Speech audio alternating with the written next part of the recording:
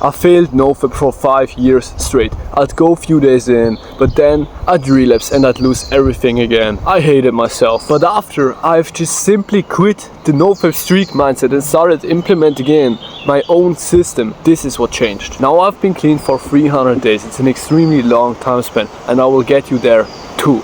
So when I was 13, at that point I was already addicted for 2 years. The problem was that when I was 11, I came across porn really early. It was during COVID, but when I was 13 everything escalated. I couldn't even talk to girls anymore, to the neighbor kid girl which I have known for over 8 years.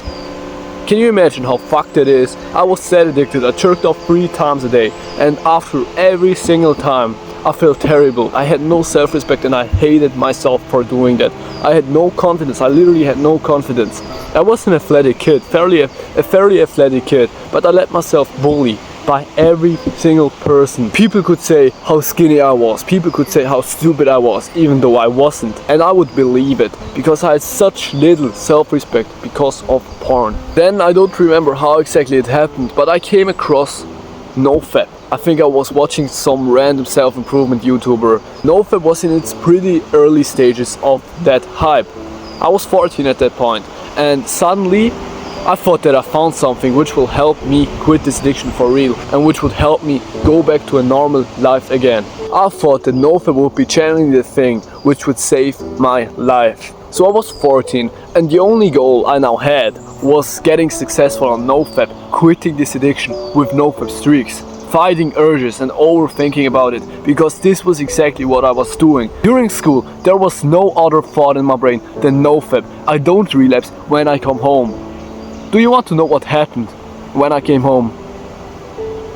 Exactly, I relapsed, and I hated myself for doing that, because I kept myself that promise for 8 hours in school. But then the first second I came home, I jerked off. And I didn't jerk off once, I didn't jerk off twice, I jerked off for 3 fucking times. And I got so frustrated, like you can't tell.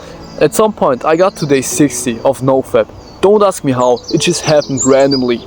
But do you want to know what happened when I relapsed at day 60? First of all, for context, I did relapse because I had a terrible day at school. I got bullied there and I was just really frustrated. So I tried to balance that frustration out with escapism. So I lost my 60-day NoFap streak, I relapsed. But the problem was I didn't relapse for once. I didn't relapse for 3 times. I didn't relapse for 5 times either. I relapsed for 7 fucking times in one night.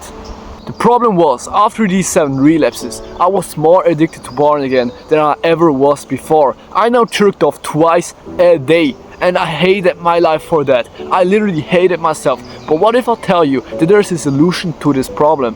NoFap is in fact the worst thing you can do to quit this addiction. So now I was 15, I've been living with porn for 4 years now, and I finally wanted to quit this addiction. Suddenly, something clicked inside my brain. I realized that NoFap was the problem and porn wasn't. Yes, porn was technically the problem before, but now NoFap was my main priority, and so it was my main problem. So I invented my own system, and this system changed my life because it combines the best NoFap strategies with something completely different from NoFap. And in this video I'm going to give you the best strategies on NoFap. So stay focused and watch until the end, because at the end I'm going to show you how you can quit porn without NoFap. So I'm giving you this hand. This hand is for strategies, this is for the other thing, which will genuinely save your life. So the first thing I now realized was that pictures are better than porn.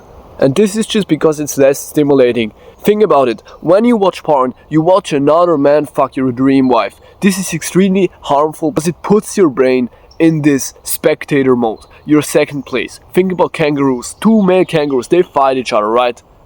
The stronger one wins and he impregnates the female kangaroo. The other one is just standing there, maybe watching it, maybe jerking off to it. So your brain now subconsciously knows that you're the loser because you're second place. You're the spectator, right? In pictures, you're maybe having a nude of some fucking Lana Rhodes or Lauren Alexis or whoever you know. But it's just a nude. There isn't another guy which you would like to be.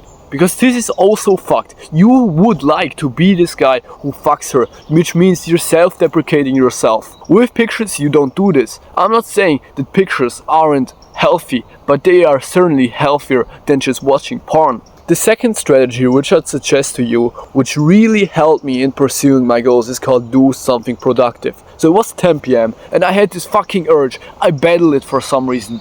Don't battle your urges, by the way, but that's beside the point. So I battled it constantly 2 hours long until it got 12 a.m.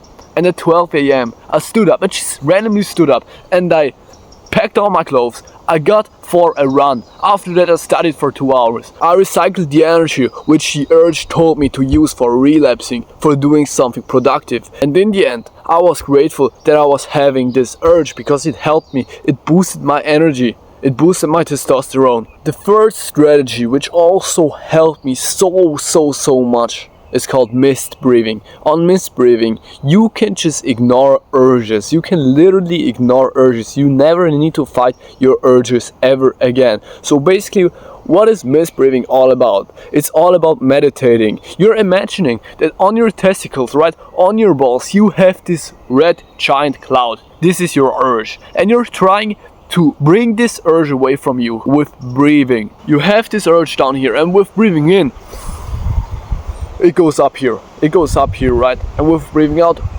vanishes. And you can repeat this for 10 times, for 100 times. It doesn't take you long, and the best thing is, when you're thinking, when you're focusing on a red cloud, you're not focusing on a hot OnlyFans girl. So it's less attractive. Of course, this red cloud is less attractive than Lana Rhoades. Now we come to the secret strategy, the secret hack, my secret invention, how I managed to quit this addiction combined with these strategies in less than 7 months. Imagine quitting a 5-year porn addiction in less than 7 months. And it makes it so easy. It's like a 7 months plan, maybe 10 months plan if you're really addicted.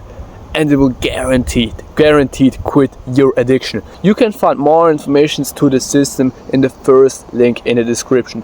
Trust me, if you're addicted to porn, if you're willing to take action and finally quit this addiction, this is the shit to go. The most value will be there, and it's fucking overpowered. I'll see you there. Peace out.